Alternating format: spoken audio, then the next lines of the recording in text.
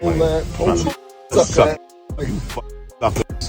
Ja Rule shit. It's the pillow Ja Rule threw at me so bad. This way he was sitting before we got him out of here.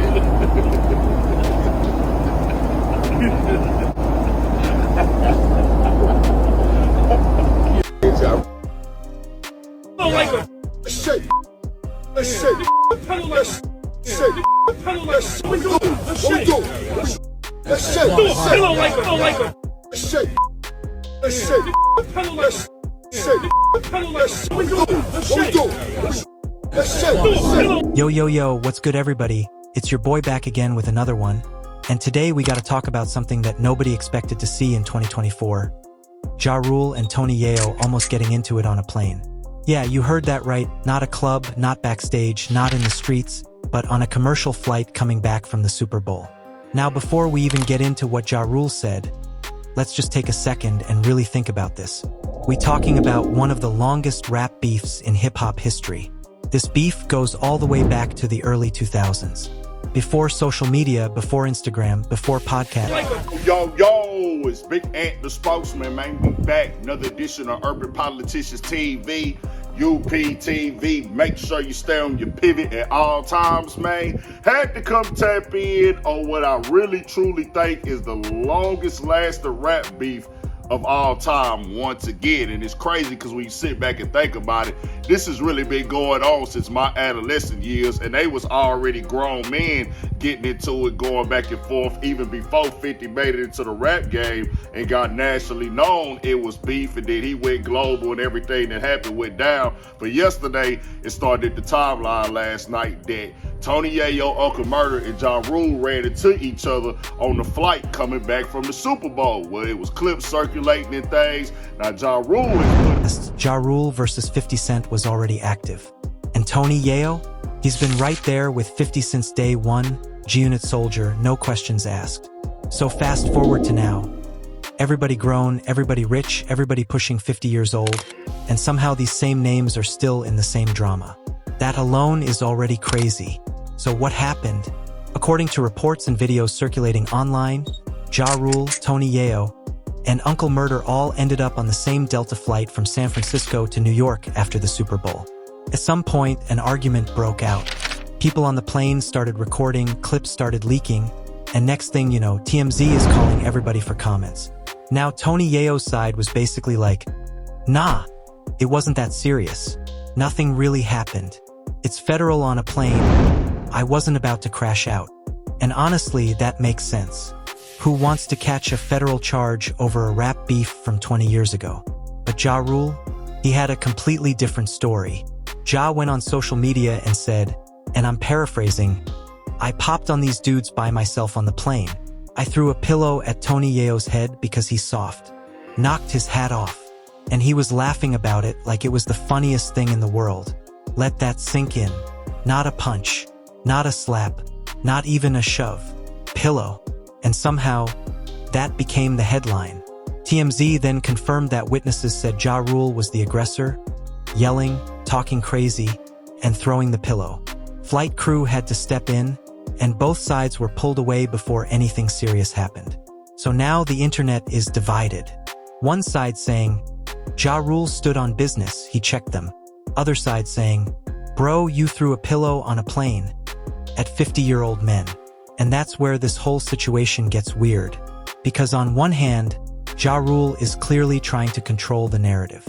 He wants it to look like he didn't back down, like he wasn't scared, like he still got that energy. But on the other hand, the reality is nobody actually fought. No injuries, no arrests, no charges. Just vibes, egos, and a viral moment. And the craziest part?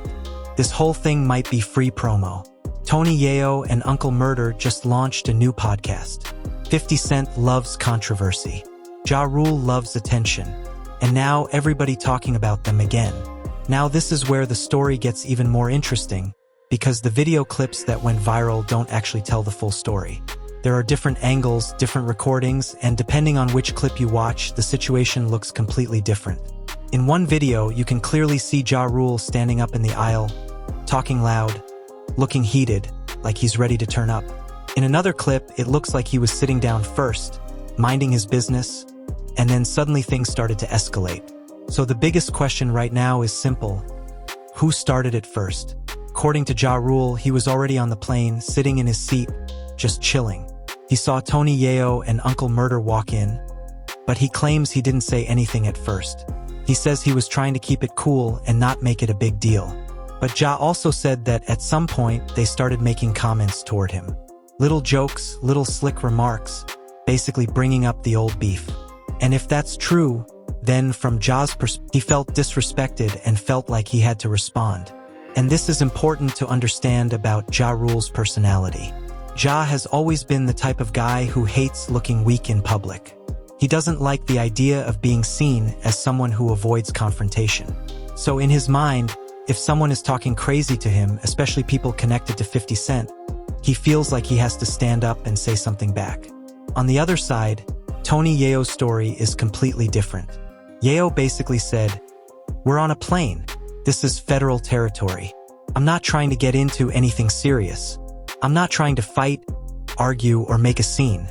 He made it clear that he didn't want any real problems and that he was focused on just getting home.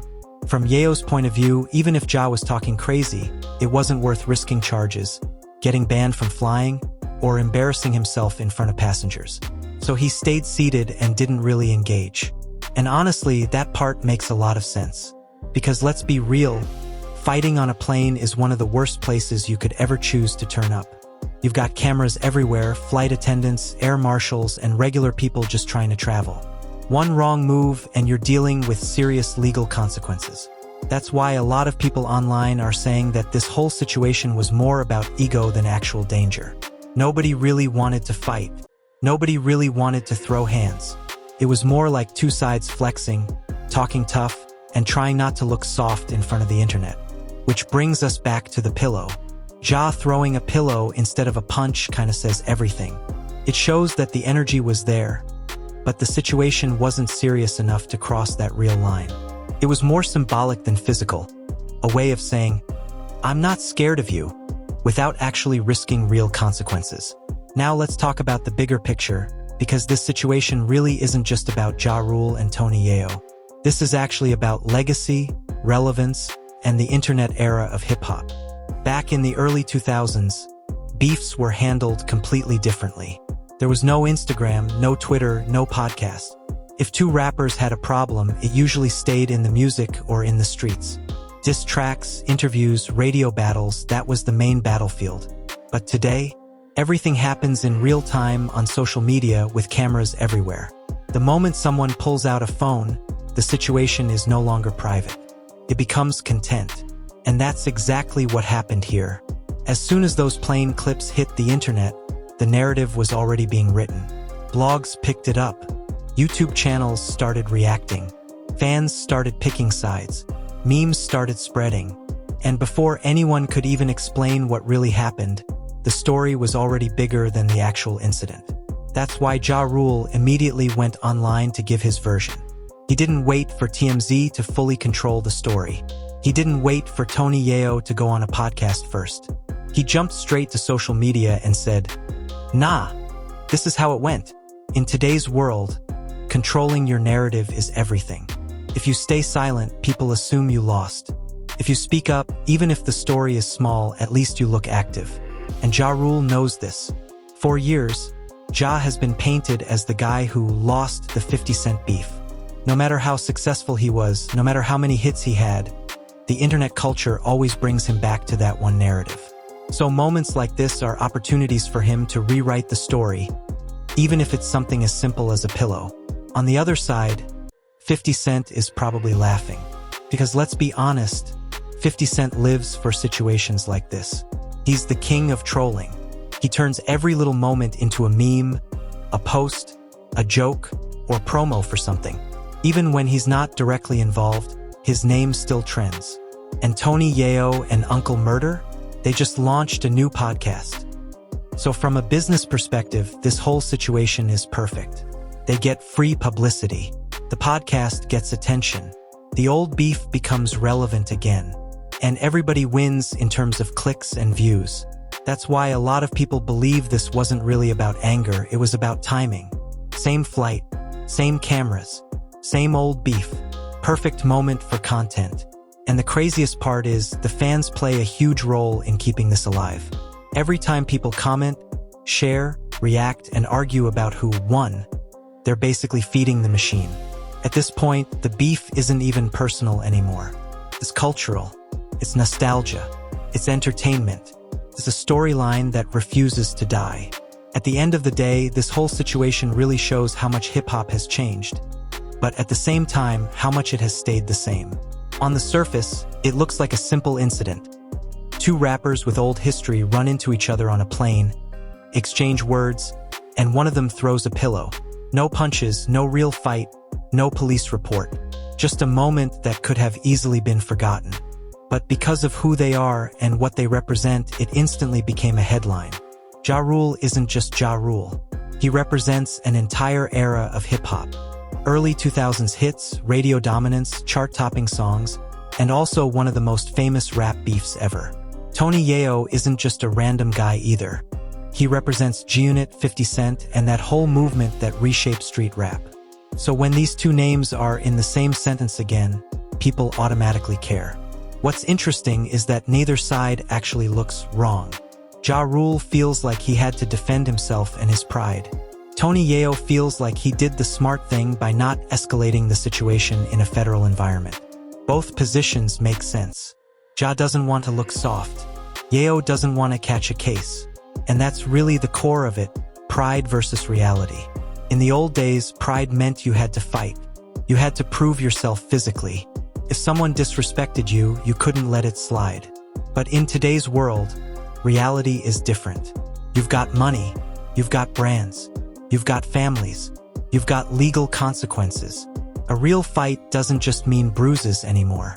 It means lawsuits, viral clips, public embarrassment, and long-term problems. So instead of fists, we get pillows. Instead of street fights, we get social media posts. Instead of diss tracks, we get TMZ headlines. And honestly, that might be a good thing. Because the truth is, nobody really wants to see these guys crash out. These are legends. These are people who already proved themselves in music. There's nothing left to gain from a real fight. The only thing left is entertainment. And that's exactly what this was. A viral moment. A reminder of old beef. A little ego. A little humor. A lot of attention. And in the middle of all that, fans get something to talk about again. So the real question isn't who won. The real question is, what are we really proving in 2024? Everybody made it home safely. Nobody got arrested. Nobody got hurt.